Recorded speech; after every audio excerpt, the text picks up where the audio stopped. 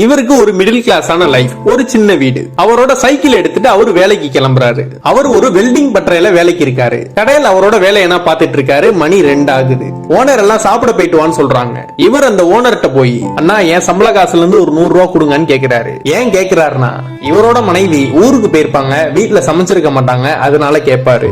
அந்த ஓனர் 100 ரூபா கொடுக்காம 200 ரூபா கொடுத்து இன்னைக்கு சம்பளத்தை நீ கழிச்சுக்கோன்னு சொல்லிடுவாரு. ஏன்னா இவரோட முழு சம்பளமே 200 ரூபா தான். அந்த காசை வாங்கிட்டு ஹோட்டல்ல சாப்பிடலான்னு போறாரு. இவர் சாப்பிட போறப்ப கரெக்டா ஒரு கால் ஒன்று வருது. யாருன்னு பார்த்தா இவரோட மனைவி. மாமா நான் வீட்டுக்கு வந்துட்டேன்னு சொல்றாங்க. நீ பிள்ளைங்க எல்லாம் சாப்பிட்டீங்களான்னு கேக்குறாரு. சாப்பிட்டாச்சு மாமான்னு அந்த மனைவியும் சொல்றாங்க. வீட்டுல சமைக்கிறதுக்கு மளிகை ஜாமான் இது இல்ல மாமா, வாங்கிட்டு வந்துருங்கன்னு சொல்றாங்க. இவரு வாங்கிட்டு வந்துடுறேன்னு சொல்றாரு. அவங்களோட மனைவி நாளைக்கு வீட்டு வாடகை கட்டணும், சம்பளம் வாங்கிட்டு வந்துருங்கன்னு சொல்றாங்க.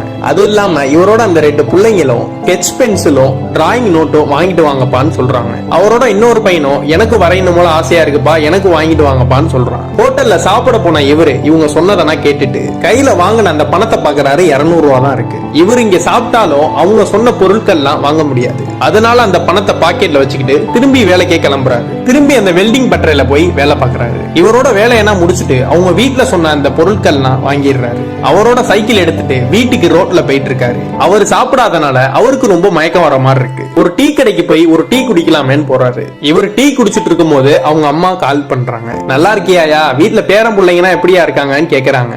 ஏன் டல்லா பேசுற, சாப்பிட்டியாயான்னு கேக்குறாங்க. அதை கேட்டுட்டு இவரும் ரொம்ப அழுகுறாரு. ஏன் உடம்பு எது சரியில்லையான்னு வேற கேக்குறாங்க அவங்க அம்மா. இல்லம்மா நான் சாப்பிட்டுட்டு தான் இருக்கேன்னு இவரும் சொல்றாரு. சாப்பிடும் போது பேசக்கூடாது, நீ நல்லா சாப்பிடியான்னு சொல்லிட்டு கடைசியா அவங்க அம்மா ஒண்ணு சொல்றாங்க.